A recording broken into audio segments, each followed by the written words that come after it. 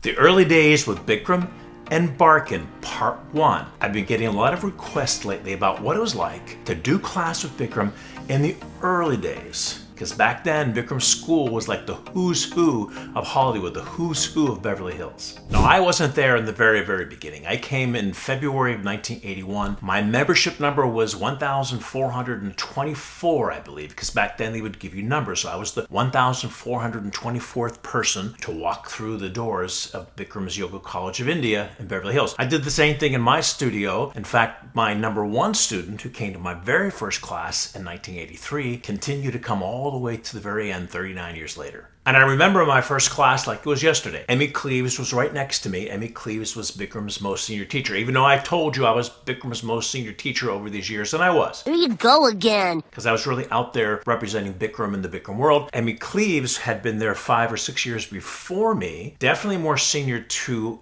me, and she actually taught me the advanced class. But since I was out there representing Bikram, he bestowed me the title. Anyway, back to Emmy Cleaves. She was right next to me. It was a tough class. And even in my first class, I was able to stretch my leg all the way out and standing hip to knee. I wasn't able to do the full pose until later on. But Bikram even said, watching my practice, he told me I was a woman in my last 5 lifetimes. Oh, that's funny.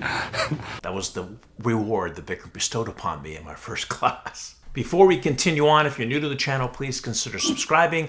Hit the like button. Any questions or comments, put them down below. I'm happy to get back to you. And I remember outside in the lobby area, before class or after class, people would talk about how much they loved it. I never really loved the process in the beginning. What I loved was how I felt afterwards. It's a famous saying. I believe it was from a writer named Dorothy Parker. She said, "I hate writing, but love having written." That's how I felt about the yoga class. It's torture. Bikram called it Bikram's torture chamber. It was torture in that class, but afterwards I felt amazing. And I knew I was making an investment for my future health because yoga goes against the grain. When I worked with the Miami Dolphins, some of them told me it was the hardest exercise they ever did because it went against the grain. They could sit in the weight room all day long because it's in their wheelhouse, but doing yoga goes against the grain, making it so valuable. And by the time I came to Bikram in 1981, Shirley Malin, who was really the celebrity personality that put Bikram on the map. She introduced Bikram to Beverly Hills. He met her in Bombay years before. She invited him to California. He finally gets to Beverly Hills, and she gets him on Johnny Carson and all these different talk shows. And she invited a lot of her celebrity friends to come into Bikram's Yoga College of India. Back then it was just Yoga College of India. But by the time I was there, Shirley Malin had already gone. And for those of you that are a little younger, Shirley Malin back then and even before then, she was a huge star. She did movies with Frank Sinatra. She performed in Las Vegas. She won Best Supporting, or I think it's Best Supporting Actor for Terms of Endearment. And she had a very strong, powerful personality. Now, like I said, I didn't witness it. Emmy Cleaves told me some stories that she almost dominated Bikram. She's the one that really told Bikram that he had to charge people for class. He was having people put envelopes under his chair when he first came in as a donation. She says, no, this is America. You can't do that. At one point, she thought there wasn't enough cardio in the 26 and 2, so she had everybody running around a circle in the yoga room and then start to practice. That's ridiculous. So she had a lot of control over Bikram in the beginning.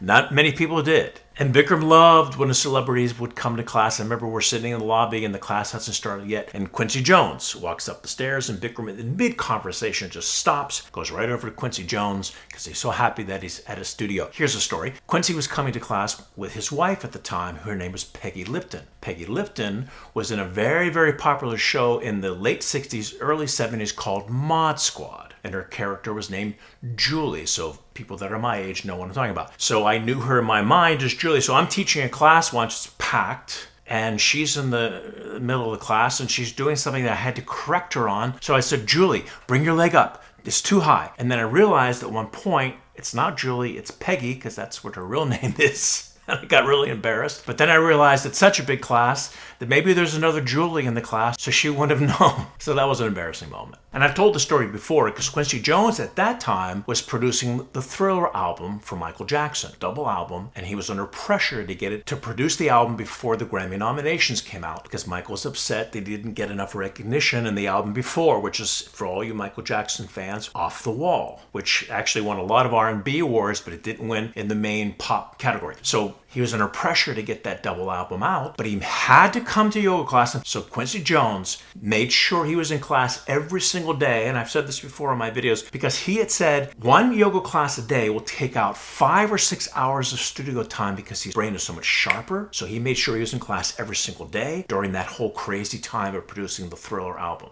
And on a side note, away from Beverly Hills in New York City, Donna Rubin's the owner of BIKRAM NYC. Now it's called Bodhi NYC. She was telling me that Idina Menzel, when she was in Wicked, on a Saturday when she'd have a matinee and then an evening class, she would do a BIKRAM yoga class in the middle. After her matinee, she would go do BIKRAM class and then come back and do the evening performance because, once again, she was more focused and sharper. And that's how she got through it. I thought that was really fascinating. And it was tons of fun doing class with all these celebrities. Back then in the class, there was Carol Lindley and Jill St. John and Richard Benjamin. I know you have to be a little bit older to remember these names. Catherine Harold, who was dating Albert Brooks at the time. And a lot of celebrities' relatives, like Sean Penn's mother was coming. Norm Crosby's wife, Joan, was there all the time. Martin Sheen's wife, Janet, was there all the time. And of course, Martin as well. And there was a character actor named Lane Smith who was there every single day. He was very disciplined. And you might remember Lane Smith from the role he played as the prosecuting attorney in My Cousin Vinny. He was with class with me. Actually, he would stand next to me pretty much every morning. And then, of course, there was Rocko Welch. Now, Rocko Welch had written a yoga book back in the mid-1980s. It was really a Bikram yoga class book. All 26 postures, 2 breathing exercises. I've told this before in my videos. Bikram actually sued her. They settled out of court, and that's how Bikram bought his house in Beverly Hills. But Rocko Welch was a huge Bikram advocate, and she did class all the time. I did class with her many times. Here's a little Rocko Welch story for you I thought was a little amusing. Class hasn't started yet. Rocko Welch is on the mat. She's sort of warming up. I'm over pretty close to her, over to the right, and in comes this kid who is from USC, pimples all over his face, sort of a nerdy kid. And he sees Rocko Welch, and he thinks that he knows her personally, but he doesn't realize it's Rocko Welch yet. So he comes over, very extroverted, very sort of nerdy kid. He comes over and he goes to Rocko right in her face. What's your name? What's your name? What's your name? Because he knows her personally, but he can't figure it out. I know you. So she just was not very happy with him being so evasive. She looks at him and she says, Raquel. And then he realizes then that it's Rocko Welch, the famous actress. He doesn't know her personally. So he sees the person sitting next to Raquel and he goes, and what's your name? What's your name?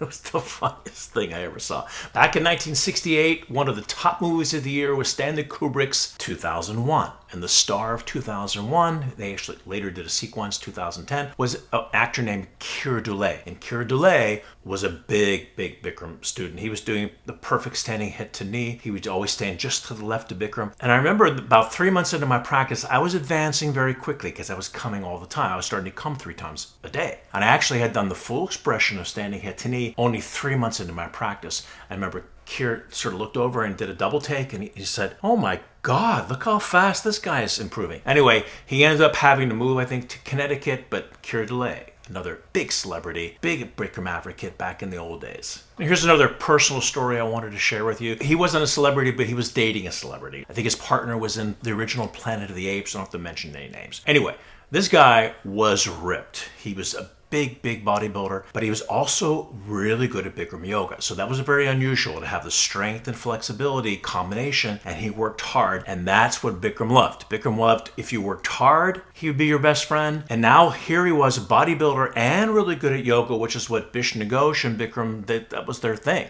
the combination of the two. So Bikram loved this guy. After the class was over, we're sitting in the lobby, and the guy, he was ripped. He turns to Bikram and he says, in a very arrogant question, he says to Bikram, how long do you think it'll take for me to lose my shape? And I thought that was just ridiculously arrogant. So Bikram was talking to somebody else, and he hears the question, and he didn't even answer the question because I think Bikram realized it was a ridiculously arrogant question. All right, skip ahead about 2.5 years. I've already moved to South Florida, and now my practice has accelerated. I was pretty much at my peak level, and I come back to Beverly Hills and I'm in class. This guy had not been coming to Bikram for almost the whole time, and he was not in good shape, and he was in the front row. over to the right. And I was behind him. And he's doing the class, and Bikram is making all kind of fuss about this guy, because he used to love this guy. But once again, he actually had lost his shape. He was not ripped anymore, and his yoga had completely deteriorated because he had stopped practicing. I, on the other hand, was peaking. So I'm behind him, and I'm doing standing bow, and my leg is completely straight. And I'm looking in the mirror. And after Bikram's giving him all this accolades because of what he used to do in the past, the guy turns, he does a double take, and he sees my standing bow.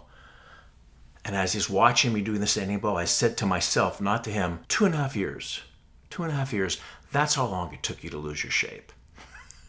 Just want to share that story with you. And then, of course, there was Martin Sheen, who I've talked about before. And I had actually, Bikram had set up for me to go on the movie set. And this was back in 1982. And teach him yoga. He had it written in his contract for an 1.5-hour break doing yoga. And his wife, Janet, was also a fanatic, and she was doing 2-3 classes a day with us as well. So needless to say, it was a fun time back in the early 80s in Beverly Hills doing class at Bikram's Yoga College of India. In my opinion, what made Bikram so famous, what made him so popular in Beverly Hills back in that time, was one, celebrities oftentimes would be treated differently. People would sort of bow at their feet, so to speak. But Bikram would kick their butt. But Bikram wasn't just kicking their butt. Bikram was also entertaining. He had a very deep passion, still does, a very deep passion for yoga. And the passion, this is what I tell people in my teacher training programs, passion should be the #1 fuel that comes underneath the words that you're expressing into your classroom. His passion was unparalleled. He was charming. He was fun, but Bikram also had a dark side. So next week's episode, we're going to talk about Bikram's bright side and Bikram's dark side in part 2. So that's our episode for today. Thank you so much for watching. If you're new to the channel, please consider subscribing. Questions, put them down below. I'm happy to get back to you, and I will see you in the next video. Bye, everyone.